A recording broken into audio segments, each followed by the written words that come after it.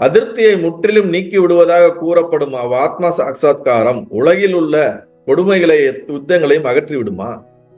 இது ஒரு அருமையான ஒரு கேள்விதான். நீங்க தன்னைத்தான் உணருங்கள், நான் யார் என்று உணருங்கள், இப்படியெல்லாம் உங்களை நீங்கள் உணரச் சொல்கிறீர்களே, அப்படியெல்லாம் நாங்க கஷ்டப்பட்டு இல்ல எதையோ ஒண்ணு செய்து நான் யார் நான் உணர்ந்தனா உலகத்துல இருக்கக்கூடிய கொடுமைகள், கெட்டதுகள், போர்கள், எவ்வளவோ நெகட்டிவான விஷயங்கள் எல்லாம் சரியாயிடுமா? நான் ரியலைஸ் ஆகிறதுனால உலகத்துல இருக்கிற விஷயம் எல்லாம் சரியாயிடுமா? இப்படி கேள்வி கேட்கிறாங்க பாருங்க. அதுக்கு பகவான் சொல்றாரு, நீ உலகில் இருக்கிறாயா அல்லது உலகம் உன்னில் இருக்கிறதா? அவர் கேட்ட கேள்விக்கும் இவர் பதில் சொல்றதுக்கும் அவரை யோசிக்க வைக்குது, நம்மளையே யோசிக்க வைக்குது. நீ உலகம் இருக்குது, உலகத்துல பல கெடுதல் இருக்குது, நான் ரியலைஸ் ஆகுறதுனால அதெல்லாம் மாறப்போதான்னு கேட்கும் போதே நீ உலகத்துல இருக்கியா, உலகம் உனக்குள்ள இருக்குதான்னு கேட்கிறாரு. அவன் ஒன்னும் யோசிச்சுதானோ, என்னடா அது உலகம் எனக்குள்ள இருக்குதான்னு கேட்கிறாரு, நான் தானே உலகத்துக்குள்ள இருக்கிறேன் அப்படின்னு நமக்கு ஜென்ரலா அதானே பதில் வரும். என்ன அதுக்கு பதில் சொல்றாருன்னு பார்ப்போம். இக்கேள்வியே எனக்கு புரியவில்லை. என்னை சுற்றிலும் உலகம் இருப்பது என்பதில் என்ன சந்தேகம்? நீங்க கேட்கறது எனக்கு சுத்தமா புரியல. என்னை சுத்தி இப்ப எல்லாம் இருக்கிறாங்க மனிதர்கள், நானே உங்களை பார்த்து கேட்டுட்டு இருக்கேன், இந்த உலகத்துலதான் இந்த கேள்வியை கேட்டுட்டு இருக்கேன், இதுல என்ன சந்தேகம்னு கேட்கிறாரு. உடனே பகவான் பதில் சொல்றாரு, அப்படி அல்ல, நீங்கள் நினைப்பது சரியல்ல. அப்பனா எது சரி? உலகம், அதில் நடைபெறும் நிகழ்ச்சிகள் என்று நீ சொல்வதெல்லாம் உன் நினைப்புகளே. இந்த உலகம் ஒண்ணு இருக்கிறதாகவும், நீ என்னட்ட கேள்விகள் கேட்பதாகவும், இப்ப நான் உங்களுக்கு சத்சங்கம் எடுப்பதாகவும், நீங்க இந்த சத்சங்கத்தை உங்க வீட்டுல இருந்து கேட்டுக்கொண்டு இருப்பதாகவும், இந்த உலகம் இயங்கி கொண்டு இருப்பதாகவும், இந்த உலகத்துல பல செயல்கள் தொடர்ந்து மாறிக்கொண்டு நான் ஏதோ செய்து கொண்டு இருப்பது எல்லாமே என்னவென்று சொல்கிறார் பகவான், நீ சொல்வதெல்லாம் உன் நினைப்புகளே. நினைப்புங்கன்னா என்னது? உன் மனதிலே ஏற்படுகின்ற thoughts and thinking. Very bolt direct statement. இந்த உலகம் நம்மளால பார்க்கப்படுவது, என்னால செய்யப்படுகிறது எல்லாமே என் மனசுல வரக்கூடிய தாட்டை தவிர வேற எதுவும் கிடையாதுங்கிறார். இன்னும் அது இவ்வளவு ஒரு பெரிய ஸ்டேட்மெண்ட் கொடுக்கிறாருன்னு நம்ம யோசிக்கலாம். உண்மையில அதுதான் சத்தியம். உங்கள் மனம் வெளிப்படும் பொழுது, உங்கள் மனம் இயங்கும் பொழுதுதான் இந்த உலகம் என்று ஒன்று இருப்பதாக உங்களால் அறியப்படுகின்றது. ஆழ்ந்த தூக்கத்தில் இந்த உலகமோ நீங்களோ அல்லது வெளியில இருக்கிற எதுவோ ஒன்றோ உங்களால் அறியப்படுவதில்லை. அப்ப மனம் இயங்கவில்லை. அது ஒரு அமைதி நிலையோ ஒரு கோமா ஸ்டேஜுக்கோ போதுனே வச்சுக்கோங்களேன். எப்பொழுது உங்கள் மனம் வெளிப்படும் பொழுதுதான் வெளியில் இருக்கக்கூடிய விஷயங்கள் ஒன்றை நீங்கள் அறிய ஆரம்பிக்கிறீர்கள். உங்கள் மனம் வெளிப்படாத பொழுது வெளியில் ஒன்று இருக்கிறது என்று உங்களால் எப்படி சொல்ல முடியும்? யாரிடம் சொல்வீர்கள்? உங்க மனசே ஒர்க் பண்ணலைங்க, உங்க மனசே இயங்கலைங்க. அப்ப வெளியில வேற ஒண்ணு இருக்குதுன்னோ இல்ல வேற யாருட்டு ப்ரூவ் பண்றதுக்கு யாரு இருக்கா? நீங்க யார்கிட்ட போய் ப்ரூவ் பண்ண வேண்டியது இருக்குது? வெளியில என்ன இருக்குது? டீப் ஸ்லீப் ஸ்டேட்ல நீங்க வெளியில யார்ட்ட இன்டராக்ட் பண்ணிட்டு இருக்கீங்களா? அங்க உங்களுடைய நான்ற உணர்வு இல்ல. அந்த மாதிரி உங்க மைண்ட் வெளியே எக்ஸ்பிரஸ் ஆகல, வெளியே வரலன்னா உலகம்னு ஒன்னே உங்களால சொல்ல முடியாது. அப்ப நீ எதெல்லாம் பார்த்து இருக்குது நீ நினைக்கிறதெல்லாம் உன் மைண்டுக்குள்ளதான் நீ நினைக்கிறியே தவிர, உன்னோட மனதுல ஏற்படக்கூடிய தாட்ஸ் அண்ட் திங்கிங் தானே தவிர உண்மையில வெளியே இருக்குதா அப்படின்ற கேள்வி உனக்குள்ள வரணும் அப்படின்னு கேட்கிறாரு. அப்ப நம்ம இப்பெல்லாம் அனுபவிச்சுட்டு இருக்கோம். நான் பேசுறதுல இருந்து எல்லாம் அனுபவிக்கிறீங்க.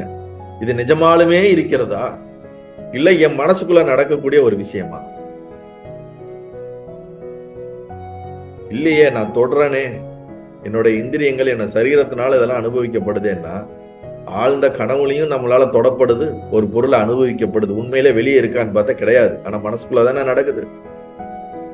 அதே மாதிரி தானே இங்கேயும். அதுக்கு அடுத்து என்ன சொல்றாருன்னு பார்ப்போம். நீ சொல்வதெல்லாம் உன் நினைப்புகளே. உலகம், அதில் நடைபெறும் நிகழ்ச்சிகள் என்று நீ சொல்வதெல்லாம் உன் நினைப்புகளே. உன்னுடைய தாட்ஸ் தான். நினைப்புகள் மனதுக்குள் அடக்கம். எல்லாமே திங்கிங் தான். உன்னுடைய திங்கிங், உன்னுடைய மெமரிஸ் எல்லாம் எங்க அடக்கமாவது? உன் மனசுக்குள்ளதான் அடக்கமாவது. அதுக்கு அடுத்து என்ன சொல்றாரு? மனம் உன்னுள் அடக்கம் அப்படிங்கிறாரு. அப்ப அந்த மனம் எங்க போய் ஒடுங்குது அப்படின்னா நீ, அதாவது நான்ற இந்த உணர்வுலதான் போய் ஒடுங்குது அந்த மனசு. ஆகவே உலகம் முழுவதும் உனக்குள்ளேதான் இருக்கிறது.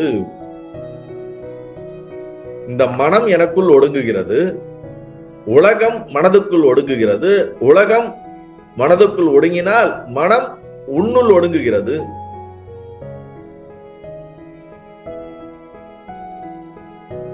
அப்ப நிஜமாலுமே வெளியில உலகம் இருக்கா அப்படின்னா கிடையாது, எனக்குள்ளதான் இருக்கு. என் மனசு வெளியே வரலன்னா உலகம்னு ஒண்ணு கிடையாது. உங்களால அதை எக்ஸ்பீரியன்ஸே பண்ண முடியாது. உடனே அந்த நபர் கேட்கிறாரு, அது எப்படி? உலகத்தை பற்றி நான் நினையாவிடனும் உலகம் இருந்து கொண்டேதானே இருக்கிறது. அது எப்படி நீங்க சொல்றீங்க? நான் உலகத்தை பத்தி நினைக்கலனாலும் என் மனசு ஒர்க் பண்ணலைனாலும் வெளியே இருந்துகிட்டு தானே இருக்குது அப்படிங்கிறாரு. நம்ம எப்படி கேள்வி எல்லாம் கேட்போமோ அதே மாதிரி கேட்கிறாரு. என்ன அதுக்கு பதில் சொல்றாரு பகவான், என்ன சொல்றாருன்னு பார்ப்போம். மனதிற்கு அயலாய் உலகம் ஒன்று இருப்பதாகவும் மனதை அபேட்சியாமலே உலகம் இருக்கிறது என்றுமா சொல்கிறாய்? உன் மனசு தாண்டி வெளியில இருக்குதா?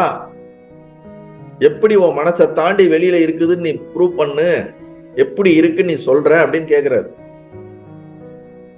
அவன் என்ன பண்ணுவான்? யோசிப்பான். நம்ம எப்படி யோசிக்கிற மாதிரி யோசிக்கணும். மனதை நமக்குள்ள நம்ம திங்க் பண்றதுக்கு தான் அவர் இந்த மாதிரி பதிலாம் சொல்றாரு. உங்க மனசை நீங்க ஒதுக்கி வச்சிருங்க. உலகம் ஒண்ணு இருக்குன்னு எப்படி சொல்ல முடியும்? கொஞ்சம் யோசிச்சு பாருங்க. யார்கிட்ட சொல்லுவீங்க? எதை சொல்லுவீங்க? என்னன்னு சொல்லுவீங்க? மைண்ட்ல இருந்து உலகத்தை பிரிக்கவே முடியாது. மைண்ட் வந்தா உலகம் வந்துடுது. உலகம் இருக்குன்னா மைண்ட் வந்துடுதுன்னு அர்த்தம். மனதிற்கு அயலாய் உலகம் ஒன்று இருப்பதாகவும் மனது அபேட்சியாமலே உலகம் இருக்கிறது என்று சொல்கிறாய். அதுக்கு அந்த நபர் சொல்றார், ஆம், அதுல என்ன சந்தேகம்? ஆமா, அப்படிதான் இருக்குதுன்னு நான் சொல்றேன். நீ தூங்கும் போது உலகம் இருக்கிறதா? என்ன அடுத்த கேள்வி புரிய வைக்க வர்றார். அவனுக்கு யுக்தி பூர்வமாக, புத்தி பூர்வமாக புரிய வைக்கணும்ல. எப்படி புரிய வைக்கிறார்? நீ தூங்கும் போது உலகம் இருந்துச்சா இல்லையாப்பா சொல்லு அப்படிங்கிறார். அவன் என்ன சொல்றான்னா, ஆஹா, இல்லாமல் என்ன, இருந்து கொண்டேதான் இருக்கிறது. இருந்துச்சே, நான் தூங்கும் போது உலகம் இருந்துச்சே. உடனே பகவான் கேட்கிறார், தூங்கும் போது நீ அதை பார்க்கிறாயா அப்படிங்கிறார். நீ தூங்கும்போது பாத்தியாப்பா? இப்ப நீங்க இத்தனை பேர் கேக்குறீங்க, நீங்க தூங்கும்போது உலகத்தை பாத்தீங்களா அப்படின்னு உங்களை பார்த்து ஒரு கேள்வி கேட்டா, நான் எங்க இருந்தேனே எனக்கு தெரியல, நான் எங்க போய் உலகத்தை பாக்குறது? கரெக்டா இல்லையா? அப்ப அதான் கேட்கிறார், தூங்கும் போது நீ அதை பார்க்கிறாயான்னு கேட்டவொன்னா அந்த நபர் சொல்றார், நான் பார்க்காவிடில் விழித்திருக்கும் பிறர் அப்போது அதை பார்த்து கொண்டேதானே இருக்கிறார்கள். நான் பார்க்கல, அது நான் ஒத்துக்கிறேன். ஆனா என்ன பக்கத்துல இருக்கிறவங்க எவ்வளவு பேர் அதெல்லாம் பார்த்துட்டு தானே இருந்தாங்க. எவ்வளவு பேர் நைட் டியூட்டி பாக்குறாங்க, எவ்வளவு பேர் முழிச்சிருக்காங்க. நான் தூங்குறதுனாலயே உலகம் இல்லைன்னு எப்படி சொல்லிட முடியும்? நான் தூக்கத்துல நான் என் மனசு வெளிப்படாதனாலேயே வெளியில இருக்க உலகம் இல்லைன்னு எப்படி நீங்க சொல்ல முடியும்? நிறைய பேர் அதை பார்த்துட்டு இருக்காங்களே, அதை பார்த்து சாட்சி சொல்றாங்களே, இருந்துச்சுன்னு சொல்றாங்களே, நான் இப்படி படுத்தேன் அப்படி படுத்தேன் இதெல்லாம் சொல்றாங்களே, ரெக்கார்ட் பண்ணி வச்சு கூட நம்மளால காட்ட முடியுமே. நீங்க சொல்றது பொருந்த மாட்டாங்க அப்படிங்கிற போது பகவான் அதுக்கு விடளிக்கிறார். பிறர் உலகை பார்த்து கொண்டிருப்பது நீ தூங்கும் போதே தெரிந்ததா அல்லது விழித்த பின் நீ அவ்வாறு ஊகிக்கிறாயா? சரி, வெளியில ஒருத்தங்க எல்லாம் பார்த்துட்டு இருந்தாங்கன்னு சொல்றத உனக்கு தூங்கும் போதே உனக்கு அப்படியே தெரிஞ்சிருச்சா இல்ல கண்ணை விழிச்சதுக்கு அப்புறம் தெரிஞ்சிச்சான்னு கேக்குறாரு. ஜென்ரலா நமக்கு என்ன, கண்ணை விழிச்சதுக்கு அப்புறம் தான் தெரியும். தூங்கும்போது தெரிஞ்சிச்சா? யாருக்கா தெரிஞ்சிச்சுன்னா சொல்லுங்க.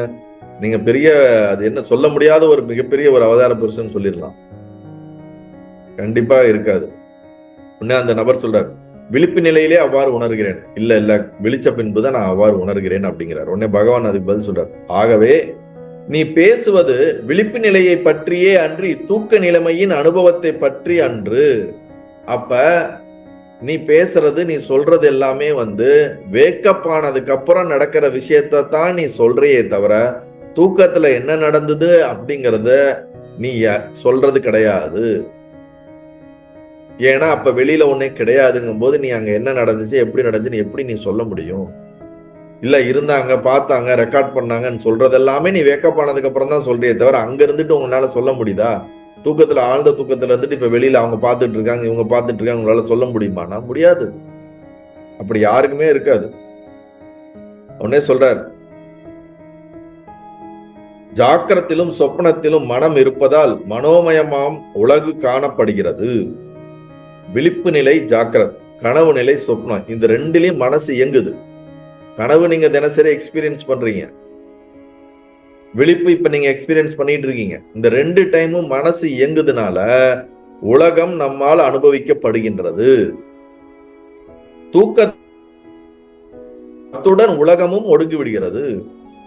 ஆழ்ந்த தூக்கத்துல நம்ம மனம் என்ன ஆயிடுது, ஒரு டார்க்னஸ் போல, அது என்னன்னே தெரியாத ஒரு இடத்துல ஒடுங்கிருது. அப்ப உலகமும் அதுக்குள்ள ஒடுங்கிருச்சுங்கிறார். மீண்டும் விழிக்குங்கால் மனம் எழுகிறது, அத்துடன் மனோமயமாம் உலகம் காணப்படுகிறது. கொடைய விரிச்சிட்டு கொடைய மடக்கிற மாதிரி தான் நம்ம. கொடைய விரிச்சா தெரியும், கொடைய மடக்கிற மாதிரி மனசு உள்ள போச்சுன்னா உலகம் காணாம போயிடுது, மனசு வெளியே வந்தா உலகம் தெரியுது. தூக்கத்தின் போது ஒடுங்கி இருந்த அகந்தை விழிக்குங்கால் உடலுடன் தன்னை சம்பந்தப்படுத்திக் கொண்டு உலகத்தை காண்கிறது. ஆகவே உலகம் மனோமயம், மனதை விட்டு அதற்கோர் இருப்பே இல்லை. தூங்கும் போது இந்த நான்ற உணர்வு மனதோடு சம்பந்தப்படுத்துறது கிடையாது, அதனால உலகம் உனக்கு தெரியறது இல்ல. நீ விழிக்கும் போது இந்த நான்ற உணர்வு மனதோட சம்பந்தப்படுத்துது, சம்பந்தம் ஆகும் போதே இந்த உலகம் தெரியப்படுவது. நீ இந்த மனதோடு சம்பந்தப்படுத்தினதை நீன்னு நினைக்கிறதுனால உனக்கு அது உலகம்லாம் தெரியறதாகவும் அனுபவமும் உனக்கு ஏற்படுகிறது அப்படிங்கிறார். மனதை விட்டுட்டு உலகத்துக்கு ஒரு இருப்பு இல்லை அப்படிங்கிறத இங்க எஸ்டாப்ளிஷ் பண்றார். நல்லது.